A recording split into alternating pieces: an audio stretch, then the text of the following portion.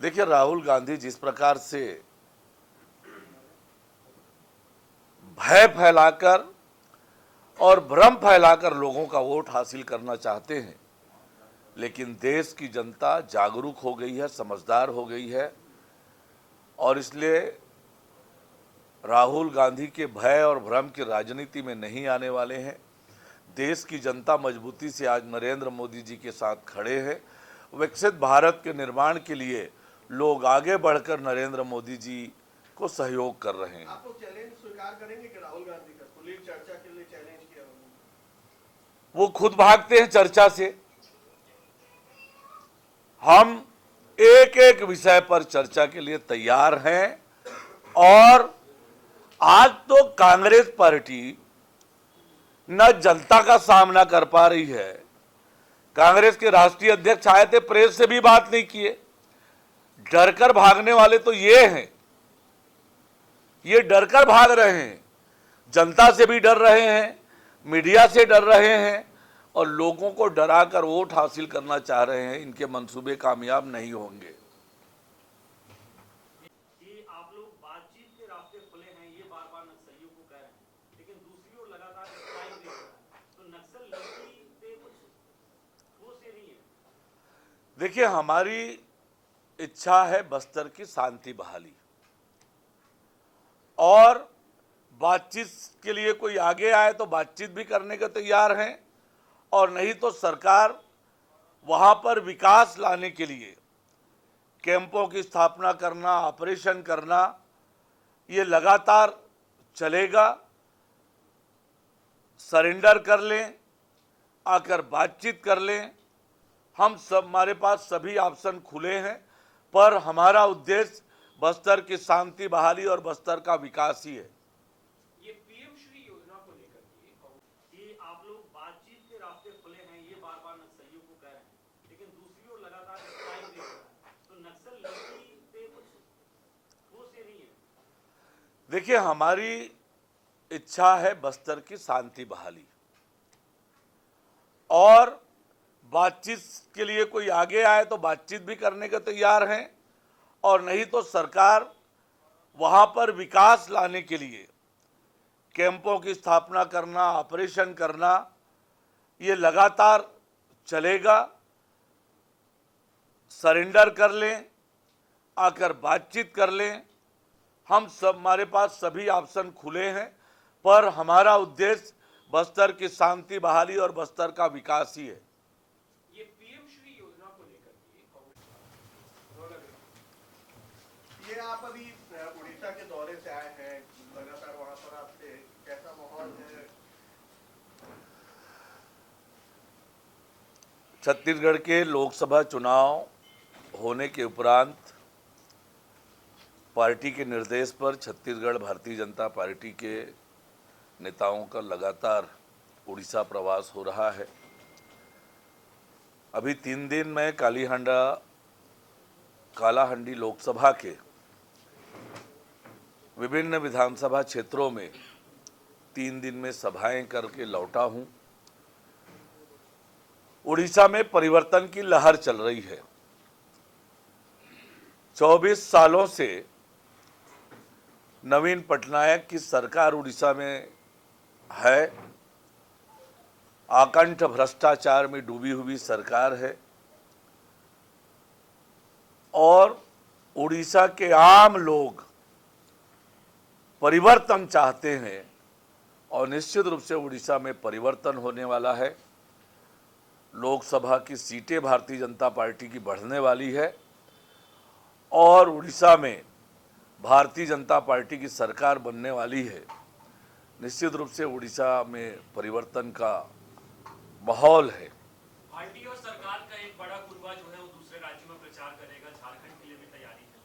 4 लाख महिलाओं ने, मतलब महिलाओं का मत प्रतिशत अच्छा रहा। ये मातारी बंधन का असर है कि महालक्ष्मी गारंटी को लेके गए थे उसका? वास्तव में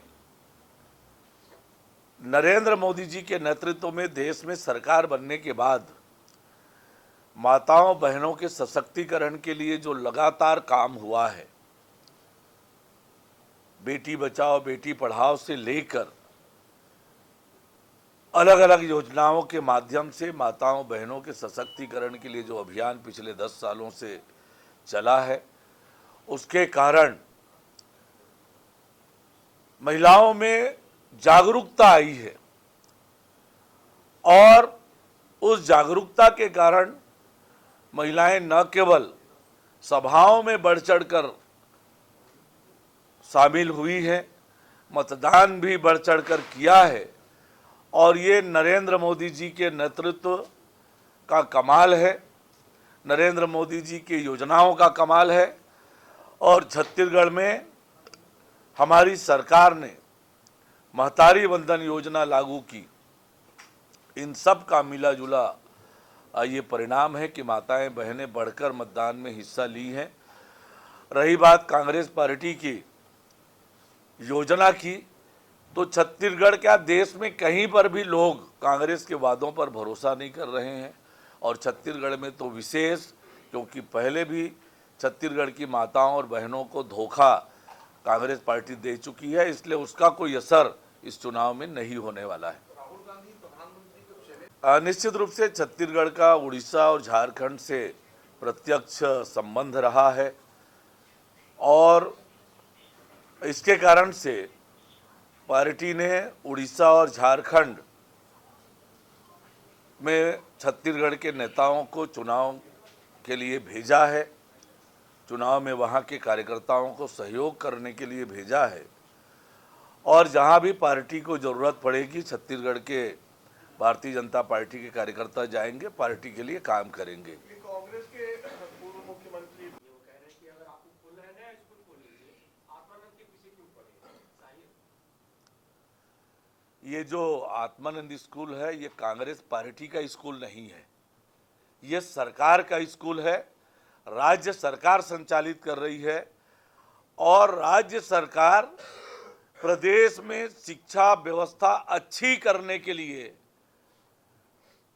केंद्र सरकार के सहयोग से छत्तीसगढ़ में शिक्षा की अच्छी व्यवस्था हो, इसके लिए हम हर संभव प्रयत्न करेंगे। कांग्रेस इस पर विरोध प्रदर्शन करने की भी तैयारी है। कांग्रेस के पास अब कुछ काम बचा नहीं है, जनता भी कांग्रेस से दूर जा चुकी है, कांग्रेस पार्टी सुनने में आउट होने वाली है और इसलिए कांग्रेस अपना काम करे, लेकिन सरकार प्रदेश की तरक्की और बेहतरी के लिए जो भी योजनाएं है उसको लागू करेंगे। कल एक ही ग्राउंड पे महंत, देवेंद्र यादव समेत तमाम बड़े नेता रायबरेली में हैं और पूरा फोकस रायबरेली में उनका, कैसे देख रहे हैं? यही सब बताता है कि कांग्रेस पार्टी एक परिवार की पार्टी है और कांग्रेस पार्टी के एक नेता के लिए नेता गए हैं पर वहां से भी वो बैरंग लौटने वाले हैं, उन्हें कुछ हासिल होगा नहीं रायबरेली में। रायबरेली की सीट भारतीय जनता पार्टी जीतेगी। राहुल गांधी अमेठी से भागे वायनाड गए, वायनाड से भागकर रायबरेली आए हैं।